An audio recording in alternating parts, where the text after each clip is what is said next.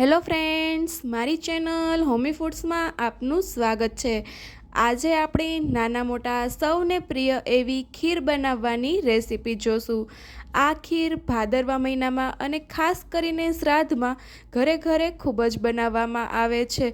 તેમજ આ ખીર ભાદરવા મહિનામાં સ્વાસ્થ્ય માટે પણ ખૂબ જ સરસ હોય છે। તો ચાલો આપણે ખીર બનાવવાની શરૂઆત કરીએ।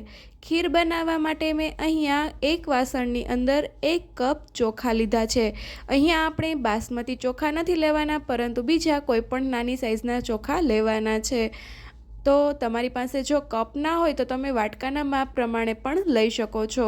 હવે આ ચોખાને આપણે 2 થી 3 વાર પાણીથી ધોઈ નાખીશું, જેથી તેમાં જે બધો ડોળ હોય તે દૂર થઈ જાય। ચોખા ધોવાઈ જાય એટલે આપણે તેમાં પાણી એડ કરી અને તેને 2 થી 3 કલાક સુધી પલળવા દેશું। આ રીતે ચોખાને પાણીમાં પલાળી રાખવાથી તેનો કુકિંગ ટાઈમ છે તે ઘટાડી શકો છો। હવે ચોખા પલળી જાય ત્યારબાદ આપણે એક વાસણની અંદર તળિયે થોડું એવું પાણી એડ કરીશું। આ રીતે તળિયે પાણી એડ કરવાથી તેમાં દૂધ જ્યારે ઉમેરશું ત્યારે દૂધ છે તે તળિયે બેસી નહીં જાય। હવે આપણે અંદાજિત પોણાથી 1 લીટર જેટલું દૂધ લેશું। આ દૂધને આપણે ફૂલ ફ્લેમ ઉપર ગેસ ઉપર ઉકાળી લેશું। દૂધને વચ્ચે વચ્ચે હલાવતા જવું, જેથી તેમાં ઉફાણો આવે તો તેનાથી દૂધ ઉભરાઈ ના જાય અને મલાઈ ના બને। હવે દૂધ ઉકળી જાય ત્યારબાદ ગેસની ફ્લેમ સ્લો કરી દેશું અને આપણે જે પલાળીને ચોખા રાખ્યા હતા તેમાંથી વધારાનું પાણી દૂર કરી દેશું અને ચોખાને આપણે દૂધની અંદર એડ કરી દેશું। હવે આપણે ચોખાને સરસ રીતે દૂધમાં હલાવીને મિક્સ કરી દેશું। આપણે ચોખાને ચડવા દેશું। શરૂઆતમાં આપણે ગેસની ફ્લેમ ફૂલ ટુ મીડિયમ રાખીશું, જેથી કરીને દૂધ ફરીથી ઉકળી જાય, કેમ કે ચોખા એડ કરશો ત્યારે દૂધ ફરીથી થોડું ઠંડુ પડી ગયું હશે। હવે આપણું દૂધ છે તે થોડું એવું ઉકળી જાય ત્યારબાદ આપણે તેમાં 7 થી 8 કેસરના તાતણા પણ એડ કરી દેશું, જેથી દૂધ ઉકળે તેની સાથે તેમાંથીને પણ કલર છૂટો પડી જાય અને તે પણ ઓગળી જાય। હવે આ સમયે તમે ખીરનો કુકિંગ ટાઈમ ઘટાડવા માટે ઉપર તેને ઢાંકીને પણ રાખી શકો છો, જેથી કરીને ચોખાને ચડવામાં થોડો ઓછો સમય જોશે। 5 થી 7 મિનિટ પછી ફરીથી આપણે ખીરને હલાવી લેશું, જેથી કરીને તે તળિયે ના બેસે, તેમજ જે સાઈડમાં મલાઈનો ભાગ થયો હોય તેને પણ આપણે ખીરની અંદર એડ કરી દેશું।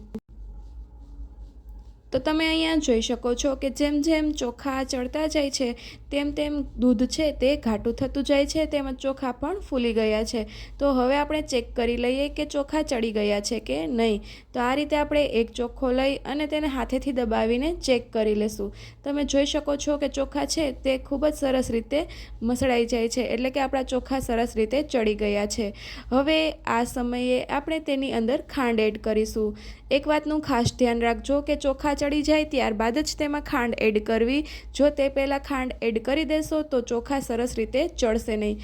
અહીંયા મેં અંદાજિત અડધા કપ જેટલી ખાંડ લીધી છે। તમે તમારા સ્વાદ પ્રમાણે વધા ઓછા પ્રમાણમાં ખાંડ લઈ શકો છો।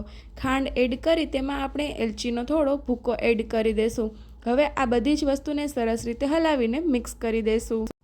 ત્યારબાદ આપણે તેની અંદર કાજુ બદામના થોડા ટુકડા પણ એડ કરી દેશું। હવે તમે આમાં ખાંડ એડ કરી છે તેથી ખાંડનું પાણી બનશે, તેથી આપણે ફરીથી આ ખીરને થોડી વાર માટે પકવવાની છે। આ સમયે તમે ખીરને મીડિયમ ફ્લેમ ઉપર પણ પકવી શકો છો। ખાંડનું પાણી બધું એબ્ઝોર્વ થઈ જશે એટલે ખીર છે તે ઘાટી થતી જશે। હવે આપણી ખીર ઘાટી થાય ત્યાં સુધીમાં જો હજી સુધી તમે મારી ચેનલને સબસ્ક્રાઈબ ના કરી હોય તો ચેનલને સબસ્ક્રાઈબ કરી બાજુમાં આપેલા બેલ આઇકનને પણ પ્રેસ કરી દો, જેથી કરી મારા નવા વિડીયોની અપડેટ તમને મળતી રહે। તો તમે જોઈ શકો છો કે ખીર જેમ જેમ ઉકળતી જાય છે તેમ તેમ તે ઘાટી બનતી જાય છે। આ ખીરને આપણે હજી 2 થી 3 મિનિટ સુધી ઉકળવા દેશું, જેથી કરીને તે થોડી વધારે ઘટ થઈ જાય। ખીરને ભાદરવા મહિનામાં ચોક્કસપણે ખાવી જોઈએ, કેમ કે ભાદરવામાં તડકા ખૂબ વધારે પડે છે અને ખીર છે તે ઠંડી હોય છે, જેથી કરી શરીરમાં પિત્તનું પ્રમાણ નથી રહેતું, તેથી ખીર ચોક્કસપણે ખાવી જોઈએ। તો હવે આપણી આ ખીર છે તે સર્વ કરવા માટે તૈયાર થઈ ચૂકી છે। ખીરને સર્વ કરી તેમાં ઉપરથી તમે થોડો ડ્રાયફ્રૂટ્સ સ્પ્રિંકલ પણ કરી શકો છો. તો આપણી આ ખીર છે તે હવે સર્વ કરવા માટે તૈયાર થઈ ચૂકી છે. તમને ઠંડી પસંદ હોય તો ઠંડી અને ગરમ પસંદ હોય તો તમે ગરમ ખીરને પણ સર્વ કરી શકો છો. તો તમને મારી આ ખીરની રેસીપી કેવી લાગી તે મને કમેન્ટ કરીને જરૂરથી જણાવજો. ને જો તમને મારો વિડીયો પસંદ આવ્યો હોય તો તેને લાઇક અને શેર કરવાનું ભૂલતા નહીં. ને જો હજી સુધી તમે મારી ચેનલને સબસ્ક્રાઈબ ના કરી હોય તો ચેનલ સબસ્ક્રાઈબ કરી બાજુમાં આપેલા બેલ આઇકનને પણ પ્રેસ કરી દો, જેથી કરી મારા નવા વિડીયોની અપડેટ તમને મળતી રહે. તો હવે આપણે મળીશું ફરીથી નેક્સ્ટ વીક એક નવી રેસીપી સાથે. Thank you.